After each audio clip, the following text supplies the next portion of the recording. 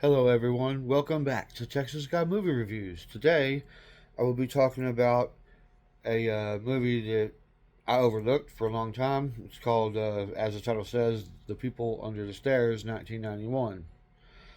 Um, this movie is actually pretty good. It kind of threw me for a loop a little bit, uh, but it was a good one. So today, I'm going to do a little overview of it, and I'm gonna start doing small ones just so I can kind of pad the run time just a little bit, not too much. So when young fool Brandon, this is Brandon Adams, I don't know if that's true or not, breaks into the home of his family's greedy and uncaring landlords, he discovers a disturbing scenario where incestuous adult siblings have mutilated a number of boys and kept them imprisoned under the stairs in their large, creepy house. And yes, it's a large, creepy house. Um, as Fool attempts to flee before the psychopaths can catch him, he meets their daughter Alice, who has been spared in extreme discipline by her deranged parents. Can Fool and Alice escape before it's too late? And that's it for the overview. So I'm gonna go ahead and start with the cons because I don't have a nostalgic lens for this movie. I know it came out in '91. I was really young, so I probably didn't really know about it. And two, my parents didn't let me watch scary movies until I was a certain age for a certain reason. But that's a different story that I'll get into later, another time. So, um, my pros, I have six, and one con. And if you know what the con is, just you know, I'll get to it. Anyway, uh, number one pro, the music is pretty good in this movie.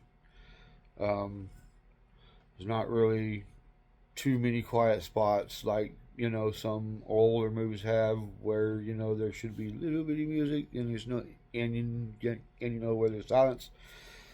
It is what it is. Anyway, let's get with the con number two, shall we? So I like the characters, and most of them are memorable characters. Um, you got Ving Rhames, Brandon Quinton, which that's the that that's the kid actor.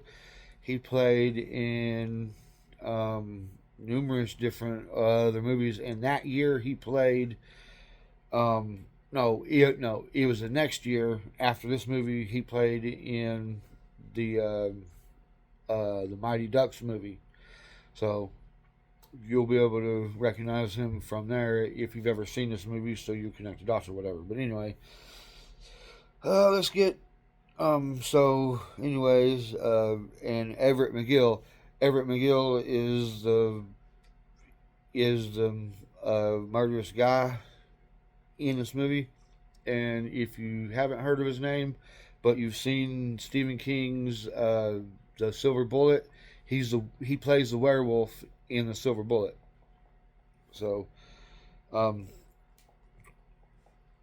not con number three, pro number three.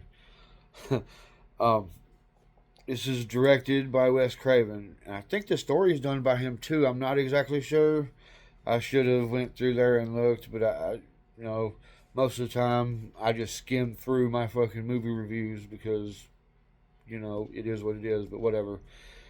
Anyway, number four, there are some funny moments in this movie.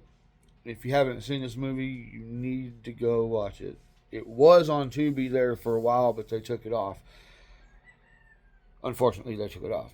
But I did go and I bought it on the Fandango app, and I think it was like maybe $3.99, $4.99, somewhere around there.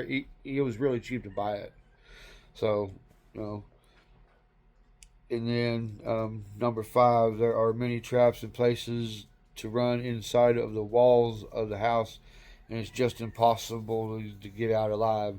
Yeah, I mean, it's just impossible to get out of this house, period. They freaking got this little system where, spoiler alerts, they got this system where, they go in and they flip, they switch some toggle switches or whatever, and the inside of the doors on the inside of the house freaking shut and lock, and there's like bars on the outside of the window where you can't get out, and also all of the windows in this house are soundproof too, and you can't break them, so they're soundproof and just about bulletproof, more than likely. So I mean, this movie goes hard. So if you haven't seen this movie and you like horror movies and thrillers and suspenseful stuff, this is a great movie for that. Um, in number 6, finally to number 6, the story is just a great story. It's just like it was. When I watched this movie, it was pretty refreshing because I've seen a lot of newer stuff that's been put out there that they remade. I'm done with the remakes. And I think I think they did, or they were supposed to do a remake of The People Under the Stairs. And I'm telling you what, Hollywood, if you do it, you better not fuck it up this time. You better not fuck it up like you have a lot of the fucking new remakes here lately. So say whatever you want. There's a lot of remakes out there that just don't live up to the originals. I don't care what you say. Oh well, the '90s is over, the '80s are over, blah blah blah, like they said about Critters Attack, and then fucking Critters Attack gets fucking bombs really bad. Why? Because they didn't incorporate anything that was supposed to be for that fucking franchise, and then they just fucking just pretty much fucked it up. So, anyways, enough of Critters Attack. Because I hate that piece of garbage, and this movie is a really, really good movie. 100% better than Critters Attack. Like, fuck that movie. So, anyway, number 1 con. And it gets 1 meat hammer for this, which isn't a bad thing. So, that, my rating system is 10 meat hammers. It's like fucking incredible bulk fucking shit of, a movie.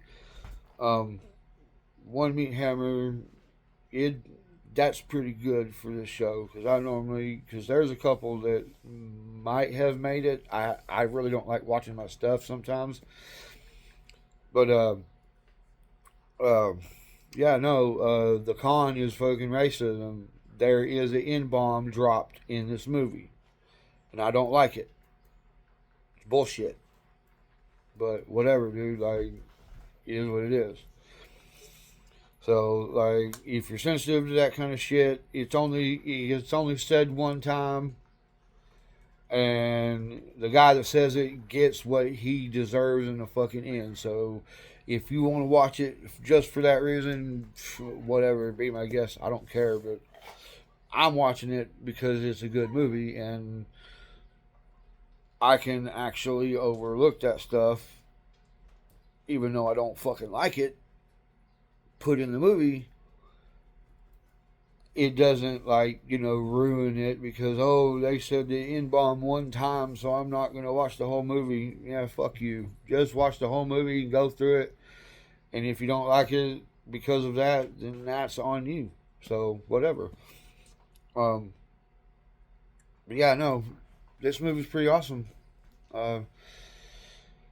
So I'm pretty much, this is it. So, if you like my content, please please like and subscribe, and I will see you in the next one.